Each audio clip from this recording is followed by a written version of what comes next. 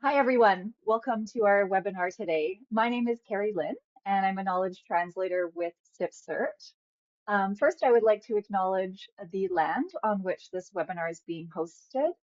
SIPCERT is housed at the University of Regina, located on Treaty 4 and Treaty 6 territories, the ancestral lands of the Cree, Saulteaux, Dakota, Lakota, and Nakota nations, and the homeland of the Métis. It is with gratitude that we offer this land acknowledgement as a small part of an ongoing conversation towards reconciliation. So just some quick housekeeping. If you don't mind to move the slides forward. Sorry, I'll just pause here. Great, thank you. So all attendees are in listen-only mode, just to limit background noise, and attendee cameras will remain off just by default. Today's session is being recorded and will be sent to you one day after the session. Please use the GoToWebinar question box to submit your questions throughout the webinar, and we'll try to get to as many as we can. This event will be presented in English with the option of simultaneous captions or audio translation in French. So please use the link that will be posted in the chat. This will enable you to log into Wordly. That's our translation platform. Be sure to select French in the top right corner and then keep this window open throughout the talk today. The knowledge mobilization team will insert the link and directions for you. And that is everything for our housekeeping, so that's great. And Kara, if you could go to the next slide, please.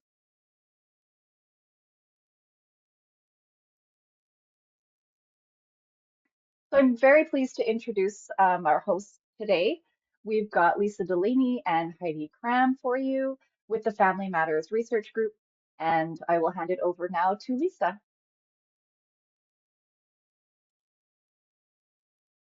Welcome everyone to the virtual interactive event on What About PSP and Defense, Family, Youth and Kids.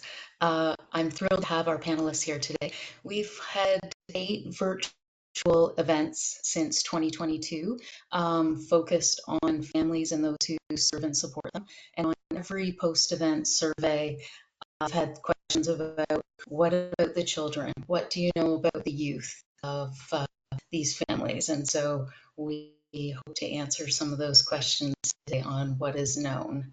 I'm an occupational therapist and I'm building this Garnet Families Network. And we've named Defense and Public Safety Families Garnet Families as the gemstone. Garnet actually has circle associations with safe return to family, love, belonging, healing, and depression. So I will turn over things to Heidi, who will be moderating the panel. Thanks so much, Lisa. My voice was a little bit cracky there, so hopefully I'm a little bit more stable. In the sound check ahead, it was perfect, so that's how it goes. So we just kind of roll with it. So I'm Heidi Cram, and I'm the research lead for the Families Matter Research Group. And so Lisa and I work very closely together to really look at how research and the network that Lisa leads in terms of really connecting everybody, and then also a Garnet Families partnership. So we've got a lot happening around these areas, and really trying to be responsive to what we hear from the community on what are some of the gaps, what are the things that we just don't know that much about, or we haven't had structured conversations around. So we're really here to have a conversation with some fantastic people in the field who are doing the work in research and clinical delivery around public safety families, and really trying to understand what's going on for public safety families and the kids in particular. So if we go to the next slide, please. And I would like to thank this wonderful group of humans for coming together and helping us really have this focused time to think about, what about the kids? Because it is something, as Lisa says, when we talk to people from like fire chiefs to post-survey events, what we hear the question is, well, what do you have for kids? What do you have for youth? Like, what do we know here? What's going on here? So I'm going to call on each of you in turn to give a little bit of an introduction to yourself. So we'll start with you, Lena. Hi, good afternoon or good morning, depending on where you're you are today. Thank you very much for joining us. My name is Lena Tamsito. I'm an assistant professor in the Department of Occupational Science and Occupational Therapy at the Temerity Faculty of Medicine at the University of Toronto. Thank you, Lena. Okay, Helena.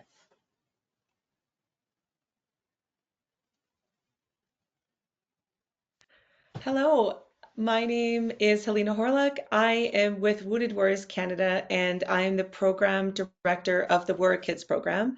I'm really excited to be here today, and I love how you said, Heidi, that we're here to talk about the kids. So I'm very thankful that we're here to talk about the kids and what our experiences have been with the Warrior Kids program. Thank you.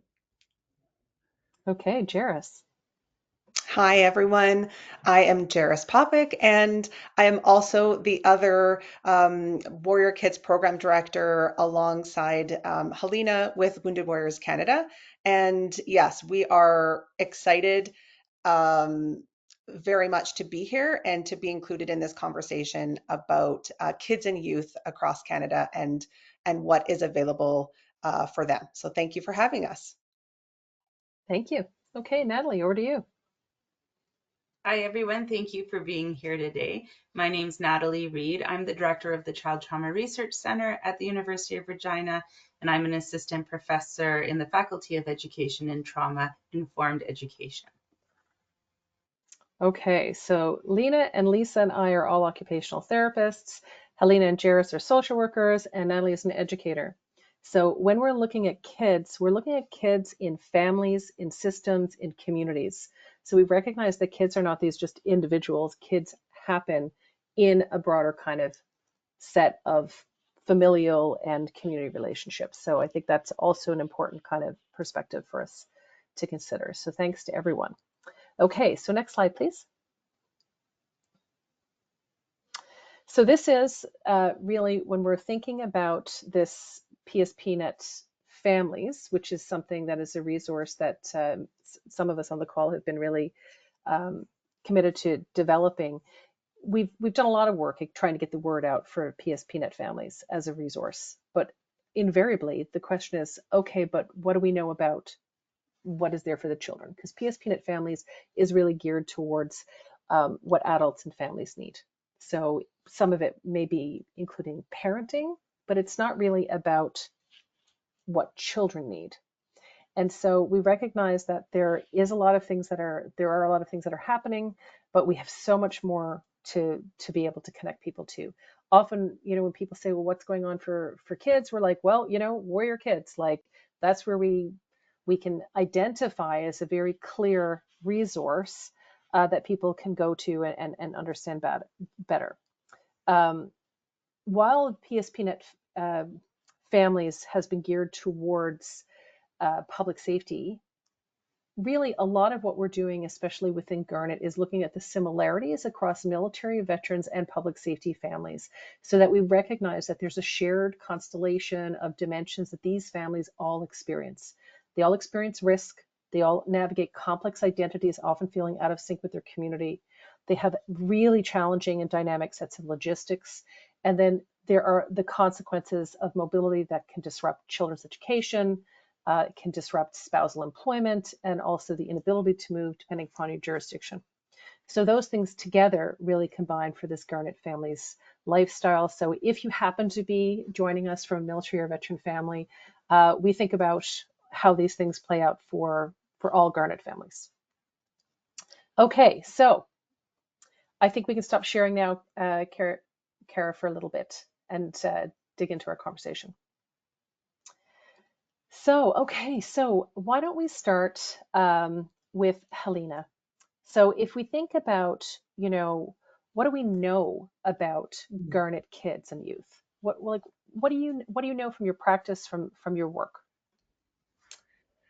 Yeah, well, I think, the history did start with the Canadian Armed Forces, and, they were the original foundation of thinking about what was the impact of, like you mentioned, Heidi, risk, specifically when we were in Afghanistan, Iraq, what we knew about the impact of risk. The other thing was that they were constantly moving and what was known about the constant moves, the risk associated to the fear of a parent being injured now or even death. How did that impact kids? And this translates easily into other public safety personnel families. And the biggest thing is that kids are always understanding that something is different, something has changed with a parent. And the change often is a heightened sense of stress or anxiety. And we know anxiety is contagious. That's what happens. And anxiety becomes something that is predominant with a lot of kids. And what we know is that kids are thinking something is happening, something is shifting when they're worried about their parent, that something has changed, regardless of taking out diagnosis outside of that, and that kids want to understand that and they want to talk about it. They're feeling the feelings connected to those pieces. And it's very normal for them to feel those things. But if the parent isn't talking about it with them and communicating the changes that might be happening around that worry or the changes, children pick up on that and they say to themselves, maybe I shouldn't be feeling this, or maybe I shouldn't be talking about this. And so I think from the very beginning, what we understood, probably over a decade ago, is that kids still are impacted by that idea that something has changed with my parent that I'm worried about, that they're also worried about, but I'm not sure what I might do about it. And I probably won't talk about it with my parent because they aren't talking about it. So I think it really starts from the beginning of saying, we always know that when we talk about things, we can understand things better. This is why we're here today, is really to talk about things, to understand it. But it really wasn't something that happened. So I think to start off, we really have shifted the idea that the more we can talk about changes that are happening with families that are going through very normal aspects of their culture as a first responder family, shift work, going to shift and worrying about your parents' safety. That's a very normal thing. To even the idea of missed, the loss that's happening with missed birthdays. These kind of things are things that are part of their lives. I think is really important to know. And we've really connected to the culture with adults. We know that the culture of first responder is incredibly important for them. We also know that the culture for children and youth within the pride of a first responder life is incredibly important. So I think I would say, for where what we know, two important things. They're cognizant, they are aware of the stressors in that lifestyle, and also they're closely connected to the culture, and it's also very important to them. We may not think about it, but it is incredibly important to them. Thanks, Selena. Just a follow up now to Jairus in terms of, being able to shape this program around Warrior Kids and kind of growing it. How long has that kind of taken you to get to a point where you have this this model of delivery? hmm Well, I think to go back to the beginning, what Helena had mentioned is, I think so much of the foundation of what we learned about what was missing for supports and services for youth and the impact that something was going on in happened with military families. So our story begins with Warrior Kids really back during the days of Afghanistan and working with military veteran families during those years where parents were understanding that they were impacted and would more likely reach out for support for their kids than at times to reach out for support for themselves. So this is when we were working directly with military families, and we were like, let's make sure that there's supports available for kids. So the evolution of the program really starts back in the foundations of understanding the impact through the military and veteran communities and culture and families. And so through those years, being able to understand that we need to take best practices, evidence-based practices on kids deserve the exact same quality of programming that both our military and public safety personnel members get.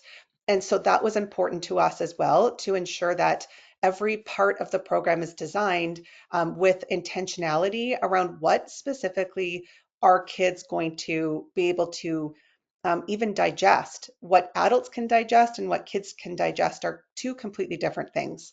So the program design has really been decades long in terms of making sure that we are using best practices, and we are using everything through play-based strategies. So we know that the language of children and youth is through play. And even as adults, we understand we learn more if we're doing fun things. And so we really want to make sure that this program, the Warrior Kids program, in both formats, both the virtual format program and the camp format, is really uniquely designed so that kids are tuned in through their own experiences, through their own interactions of understanding knowledge and being able to create strategies for themselves. So really being able to combine those pieces is so important. Reducing barriers for access to programs for PSP families is Mhm. also really important as well. And so ensuring the access so that kids can join the virtual program, for example, is created so that families from the very far north of Canada that don't have clinics or access to specialized therapists and counselors can join into the program by sitting in their bedroom and logging on, just like everyone is sitting here today. The power of technology now has really been a kind of a barrier breaker. And so Warrior Kids and access, I think that has to be considered as well when we're talking about supporting our kids and our youth. Thanks, Jairus. So lots of interesting things on how we got to this point. So Lena, I'm wondering if you can weigh in on some of your perspectives from your experiences with the research. Yeah, I think I really want to recognize, the incredible work that Helena and Jairus have done with Warrior Kids. Three of us been connected for quite some time, and I've been able to follow their journey in terms of the clinical application of the work that I've been honored to be part of within military families. A lot of my work still sort of resides understanding military families, but also, because of such similarities with PSP families, has been able to translate that over, just as, what Helena and Jairus have been able to do in their program. The work that I'm doing right now is looking specifically at the impact of a parent who's acquired trauma because of their line of work. So more specifically, looking at women who are mothers and who've you know, experienced trauma, acquired trauma during a traumatic injury because of their service, and looking at the impact that that's had on their relationship with children. So again, understanding that, families are a system and children are affected. I'm really curious about, what did that look like for them growing up? So currently looking to speak to adult children of veteran women who sustained an injury and better understanding what that is. We know, through, all the work that we've been a part of around families, that it's a system. So what happens, and again, what we've talked about already so far today, is what happens to a parent and their experiences. Kids know, they know about that. And so, what Jairus and Helena are doing is, really recognizing that and validating those experiences of children today. But what I'm curious about is sort of the longer term effects, looking at adults and seeing, how their relationship with their mother it looks like. A lot of work that has been done thus far has been around the father parent and any injuries or illnesses that they've acquired during service and how that affects parenting. What is less known is around women and what women's experiences have been as a service member and what that looks like, because relationships are different, whether you're a mother or a father, and really trying to start to unpack that. in hopes of better understanding, that layer, that one of the layers of being a Garnet family is around exposure or increased risk for illness and injury, and looking at what that specifically can look like over time in a parenting role, and how that can, affect the development and understanding and experiences of adult children. So hopefully with this type of work, we can, get some good understanding of what that might look like, and hopefully feed that into some of the work that Jairus and Helena do on in practice. I think it's really important that we have these connections in the research network, where we have people, doing the research. And this research question that I'm answering right now didn't come from myself. It came from veteran women themselves, who've acknowledged that through their service, because of the role they held, their experiences, the changes in their health has impacted their ability to mother in their experience. And so that was a question that has been proposed through various conversations that I've had with various groups of veteran women. And because of that, again, this whole, the great work of the network is being able to connect with those voices to say, hey, this is really important. We need to understand my experience as a military veteran woman who's living with PTSD, for example. And I know that affected my children, but I don't know how, and I don't know how to help them. So those questions and those networks have come to researchers such as myself, hopefully answering that and being able to sort of feed that forward to inform programs that Jairus and Helena are a part of. So that's sort of my little piece of where I fit into this. Thanks, Lena. And I think that being able to look at these things from the different perspectives within the system. So when you look at the experience of children and youth within families, that happens in a context of who is in your family. Do they have siblings? Do they have parents, grandparents, aunts, uncles? Who's involved? And do people have access to being able to understand how to acknowledge that this increased risk of exposure, this increased risk of illness or injury, and the complexity of this kind of Garnet family lifestyle, what that looks like, and how to really then be able to anticipate and normalize some of the very normal kinds of responses to things that can be a bit extra for kids. So Natalie, from your perspective, from the trauma perspective, what would you like to add? Absolutely. So many wonderful things have been said, and I've been sort of teasing the threads that have been shared so far into sort of my world and what I know in my world and the trauma perspective. And one of the things we also know that's sort of been touched on, but I wanted to go a smidge bit deeper, is this idea of the interrelationships. So I think that there is an understanding that we're starting to see around the reciprocal relationship between child well-being and parental / guardian well-being.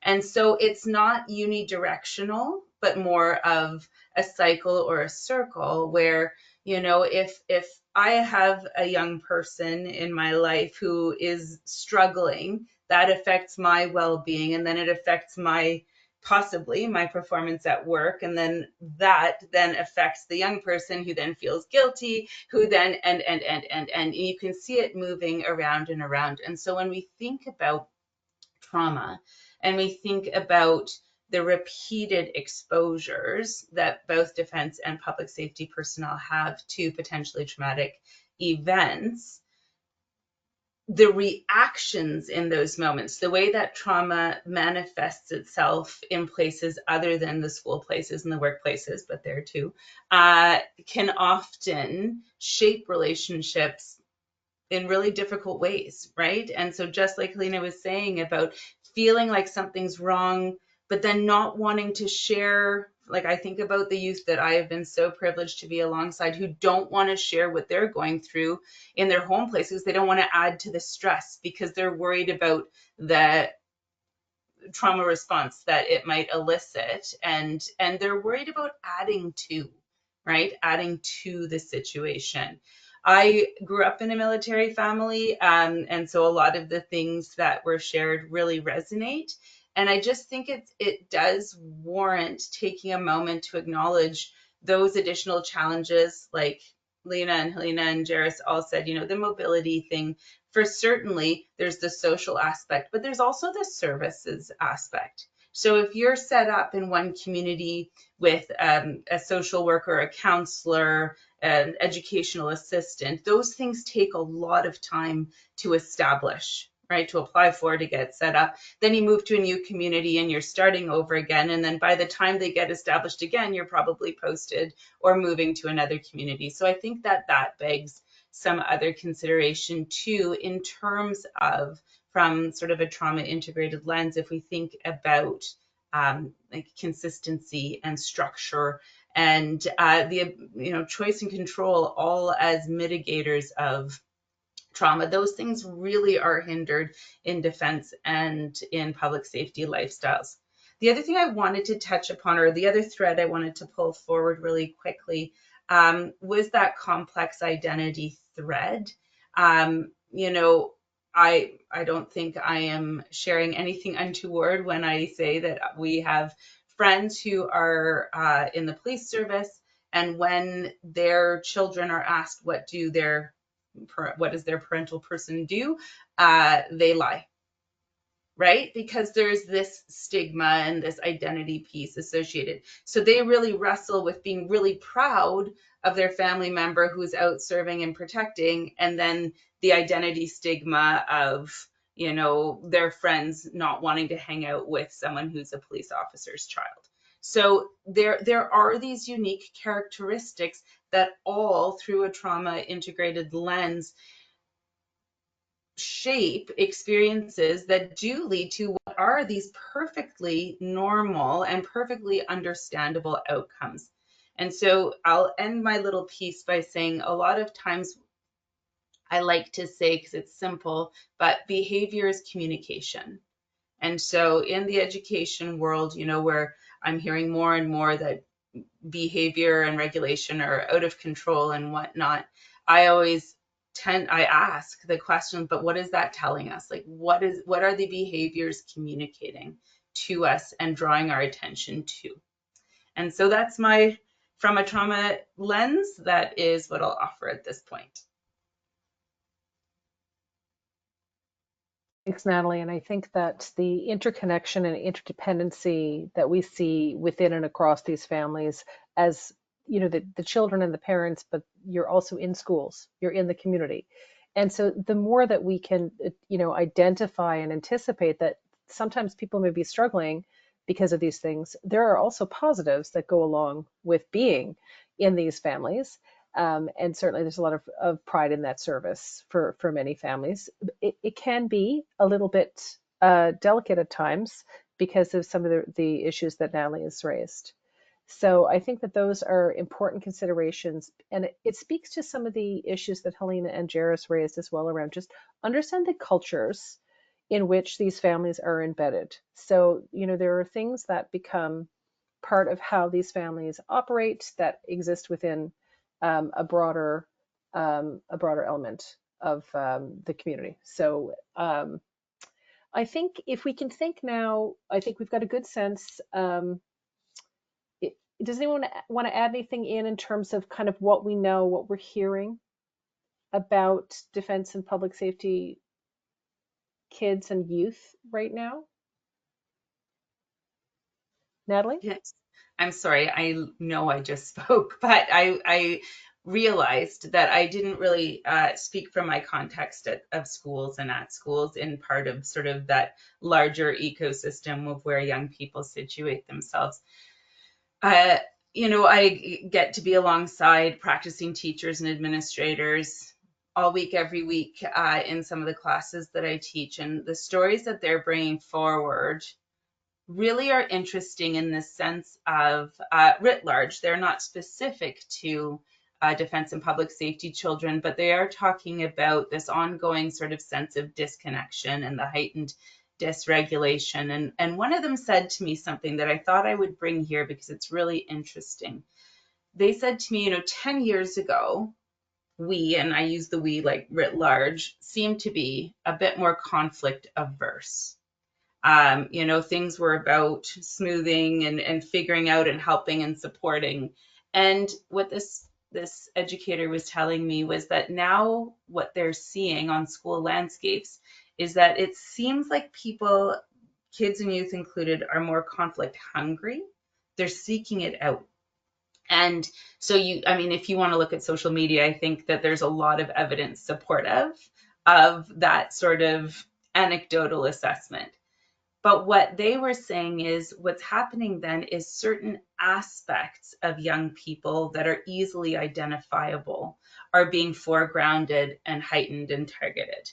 And so being a kid from a defense family right now is something that young people are targeting because of the geopolitical situation in the world. Being police officers in the midst of a whole lot of things in the news, the kids were being more targeted for being kids in a police family. That kind of like heightened attention to what makes a young person different, and then using that um, is something that has been told to me is happening much, much more in school landscapes now than 10 years ago. So I thought I would offer that here as an information piece because I think it's important for us to recognize. Well, thanks for sharing that, because I do think that the context of just how we are running as a society continues to change, and kids are growing up in these families within these communities that are in flux. So anyone else have anything else in terms of what we know and what we're hearing? Helena? Yeah, I'll add to that too, Natalie, as far as, the other part is the peer component, really, just that aspect of belonging and connection, like you mentioned. And and I think that because of that context, that it can be pretty isolating to be a public safety family, and just because of what they may be picking up within the context of what they're living in and the dynamic, that you're absolutely right. There is maybe a level of fear or just not belonging within their peers, just simply because of the context of their family being a police family, first responder family generally. And I think that we've realized that peer and connecting to other peers that have gone through similar experiences, we know this within adults is a part of a healing process that brings connection and belonging, and probably is why we have to focus on that even more so with youth. And we say, what about youth? Well, the chances are they're not really connecting to other youth, that they're feeling that they have a connection and belonging around that context. And so I would agree that that is a component of, it's one thing to do a one-on-one session with a counselor, a youth worker, one-on-one with a school counselor, which 100% is positive. But there's a different type of support offered when you are connecting with a peer that is saying, you know what, I had the same experience. I felt the same way. I don't feel connected, to sharing that lifestyle. The idea that have cameras around my house, around, the security and safety of my home. We had a peer participating. This was a few years ago in our program, and it just so happened that his parent was publicly at that point, during the beginning of our program, announced to be on, how do you say it? Like they were reprimanded because there was video footage of that particular, his parent using undue force on an individual, and people in the small town that they were policing found out where they lived, and when the child came home, the house had been completely spray painted. And it seems like, sure, on one side, there's this context that people are upset around policing and those pieces, but the children lived in fear, around that piece. And that's a very isolating experience. And parents are going through that and having to discuss that piece and working through, that part of it with their kids at the same time. these are, incredibly stressful and very real realities for kids that they don't necessarily have other people to talk to because of that. So I just want to highlight that, I think that that's a really important piece that we don't want to forget about the connection to peers, and that's why we have a national platform. We should really use that piece so they're not isolated in that aspect. Well, and it makes me also think we've talked about the risk, we talked about some of the identities, some of the mobility and the impact on peers. Even some of the logistics can have impacts. Like if your parent is doing non-standard work hours, then you might not be bringing your peers into the home with any kind of predictability or consistency because you're not sure about sleep schedules and noise levels and all of those kinds of things that could really just play out on the regular for how kids are feeling that they can and how and where they feel safe to connect with their peers. So, Lena, wondering if you have anything to add, or Jairus, before we go to the next reflection. I just want to add that it starts off by talking about it, right? So, I mean, we started the conversation today is like actually acknowledging that children are going through this. And I think this conversation has evolved really nicely in terms of, having, being able to talk about it for one, but also now realizing that they need a social network because again, they're not going to go to their loved one, their parent person with their concerns, with their anxiety, because, the concern of, adding to the stress of their family already, but having, a way to acknowledge that there are, simple like logistical challenges of having, people over or being able to have their parent around for, birthdays or a game or that sort of thing, parent teacher night, and having people in their community, such as schools, recognize that and normalizing that, I think is real, and validating that is really, I think, sort of the next movement that I would hope to see within our larger community. So it's not, left to the responsibilities of PSP Garnet families to do that, but bringing it out to the greater sort of Canadian institutions and societies and segments to take on some of that responsibility by acknowledging and validating these experiences of children to create that community and that network. So I just wanted to add that piece to it. Okay, so there's the context about kind of what we're hearing, what we're concerned about, what we know. I'm wondering, where you see things kind of going next. What do you see as the needed spaces, the gaps that we can feel? It's not all developed or out there yet for kids with a variety of different experiences. Um, so wondering, what your thoughts are on where we go from here. And who's missing from the conversation also. Yes. So I'm going to sort of throw in from a research perspective is that, like I had mentioned before, historically, what is known about, parenting and, being a Garnet family has really been around the male, the man, the father figure within these groups and how, their experiences sort of impacts parenting. So what we're starting to shed light on is realizing that, yes, there are other roles, other people within families that hold these occupations, and that does play out and impact youth and children.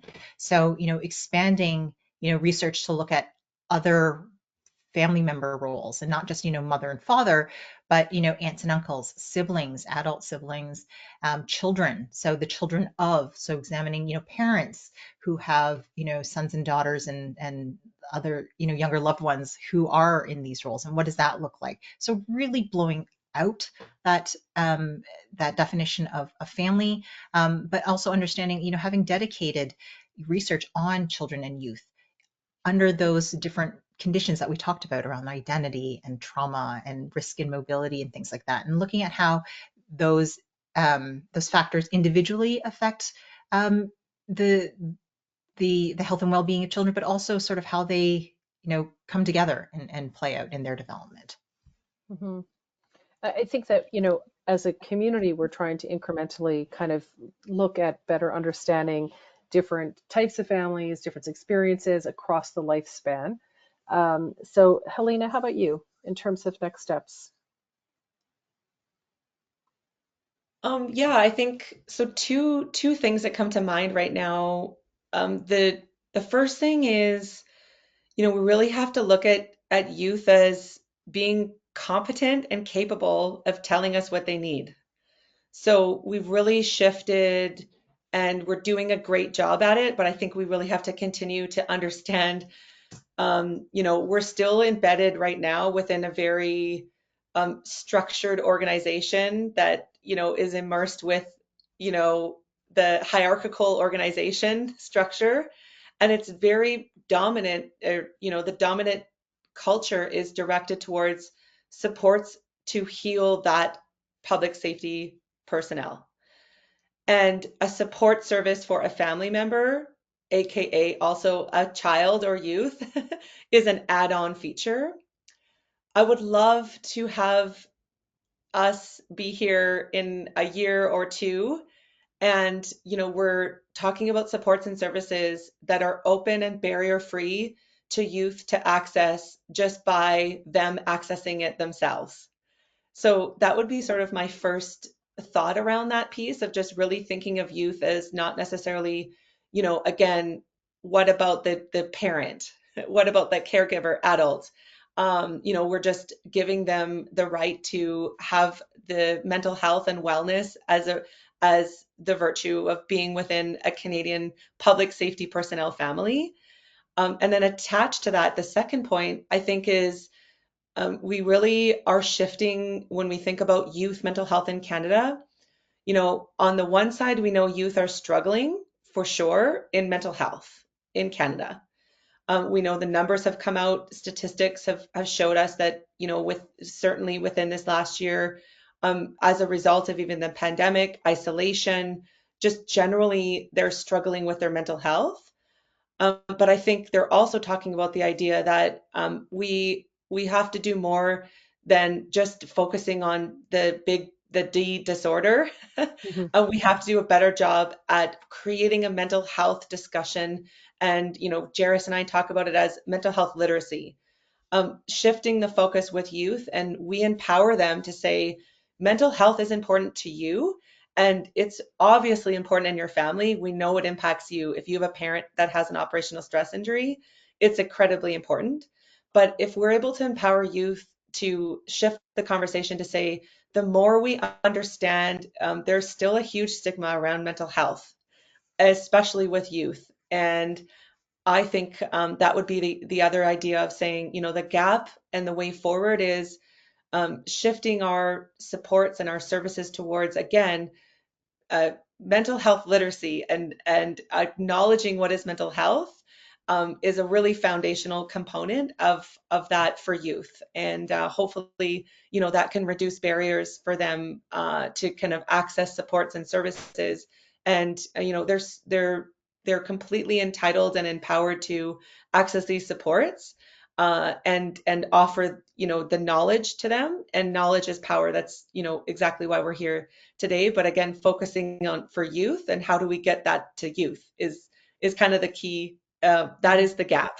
It is, and quite a range of services that they would need as well. So, Jairus, how about you? Anything to add on those next Yeah, I steps? mean, it's hard because we're twins, so exactly what Helena was going to say is exactly what I would say. But in order to be unique and bring something to discussion, I think I would emphasize the idea that for so long, children and youth have been seen as an add-on, and I think the idea around organizations that employ public safety personnel, um, this is part of the health and wellness of their members, is the health and wellness of the families. And so when you go onto websites and you can't find, it says that it supports family members, but then you can't actually find any information about that. That's where I feel like we really have to do better. And because we are so knowledgeable now around mental health, youth and children are surpassing us in our knowledge around this because of their access to information.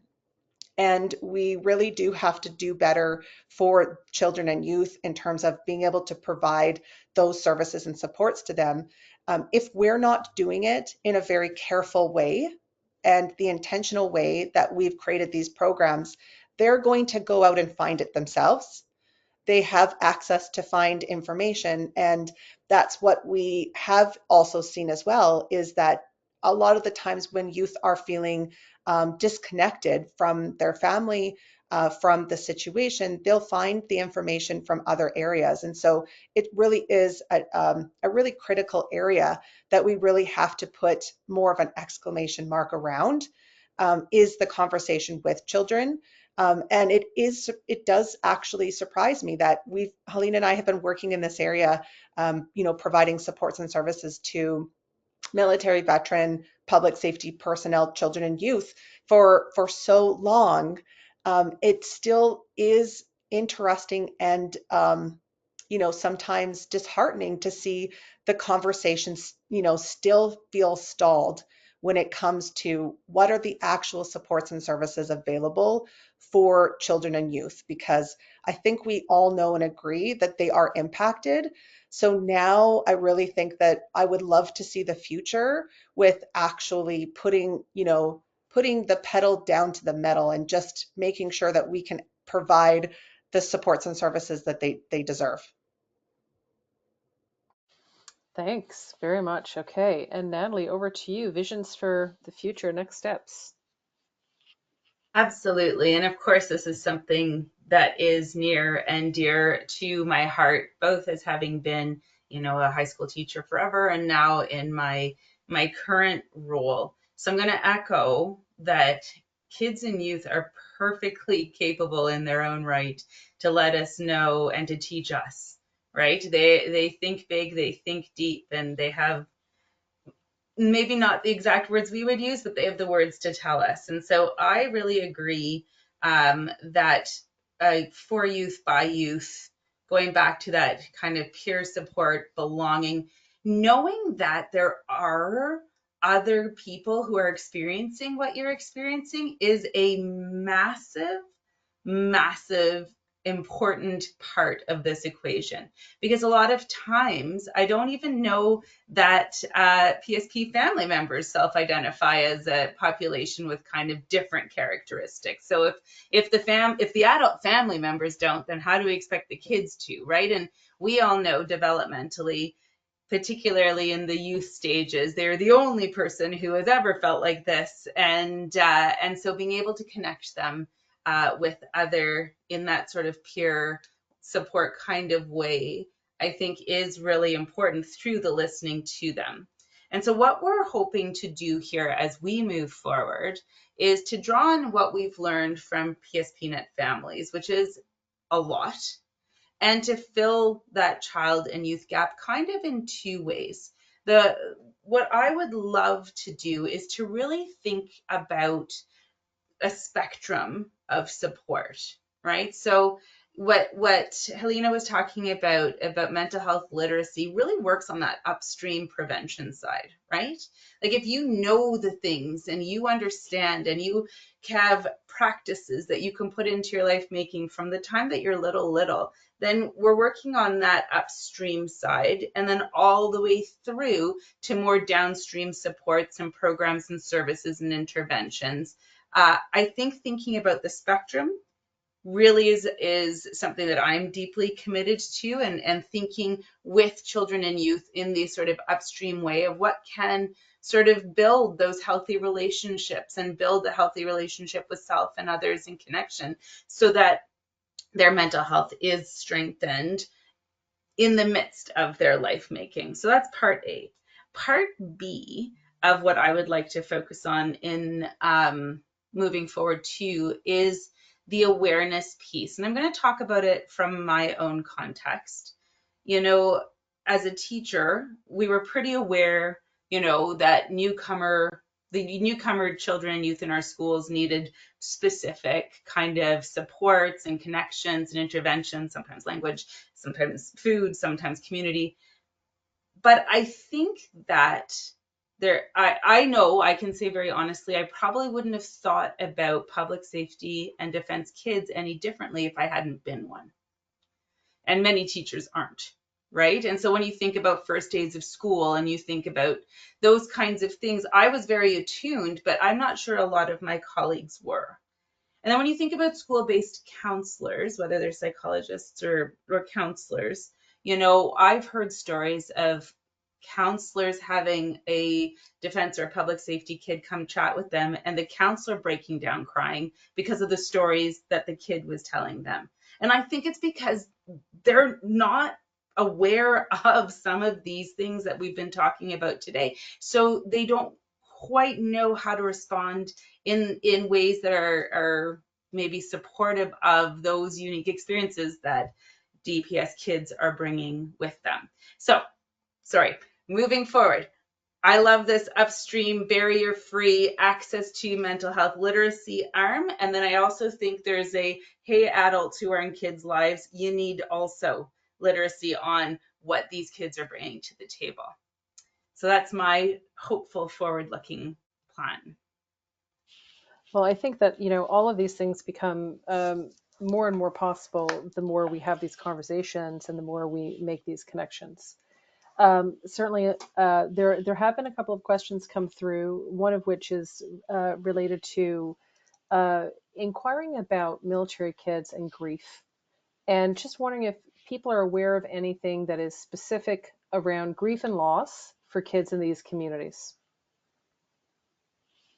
So that's an open question for anyone who's aware of anything specific around services and supports there.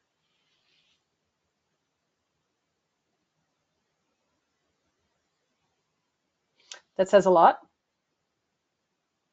I think that we've been working within the Families Matter Research Group on 3 different projects on grief and bereavement to really try to understand this better within this population.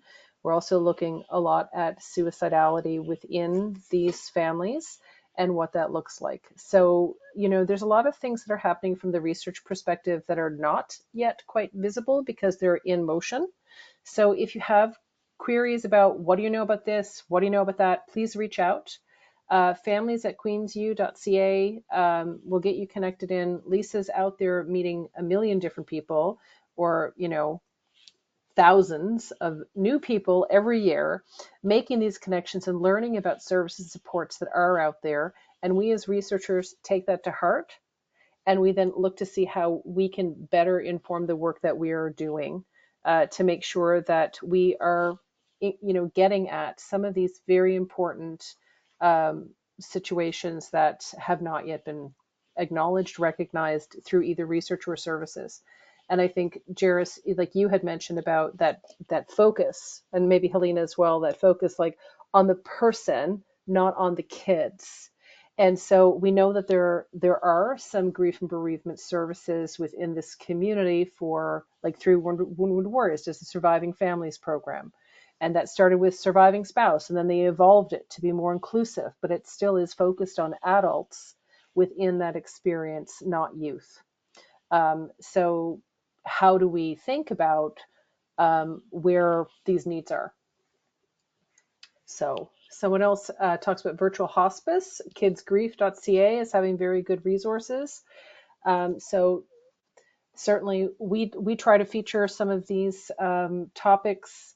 So please do reach out if you have other topics that are pressing. This is how we make sure that we're serving the information needs. I want to turn it back to Lisa to kind of comment on some of the resources and how you can kind of get in the know and stay in the know. Over to you, Lisa. Can everyone hear me now? Not as crackly. Sorry about that for the introduction. Thank you all for sharing your knowledge and information out. I do field these questions all the time. What do we know about kids? What do we know about teens? And I think we use today as a real conversation starter and that's kind of what we've been doing with this panel is like, hey, this is where we're at. Here's a group of service providers, researchers, getting that information out in a timely manner. And so that's really the role of the network. We want to hear these needs and gaps, feed them back to the researchers, and really not just of the families, but of the service providers, of those who support these families on the daily basis. So thank you all for your comments. We have this panel, but we also have a mailing list that we share out information through our newsletter. I promise we don't overuse it. We do it quarterly. We've included camps for kids, books for kids. I'd love to know books for teens that we could share out if anyone has that information. We really want to recognize and respond to what you're dealing with and how we can help. So join our mailing list, attend the virtual events. We will share out anything we know in those channels, as well as on our social media as we get our communications up and running. So thanks to all for joining today. And if there's any other questions, we'll just do a last check. I think Carolyn also mentioned that the Military Family Resource Center for Defense Families has some grief support resources. Maybe we can go to our Kingston Military Family Resource Center and see what they have and to get that shared out with us as well. I'll go to our panelists if you have any final thoughts you would like to add in.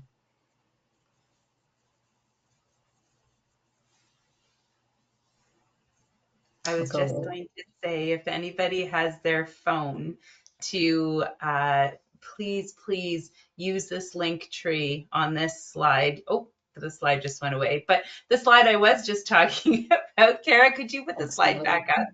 It definitely, thank you so much. Garnet Families offers so much and such a strong network of connection between service providers and researchers and knowledge users and so the QR code is actually to how to connect with the mailing list Lisa was speaking with on Facebook, on social media, to the network. So please, if you have your phone, use that link tree. And that's all I wanted to say. Thank you very much, everybody, for being here, though. Thanks to all our panelists. It's a great conversation and the beginning of many more conversations. So Helena. Thank you. Thank you very much. Just wanted to say thank you for having us today. Yes, thank you as well. Thanks. Great. Thanks, everyone. Have a great day.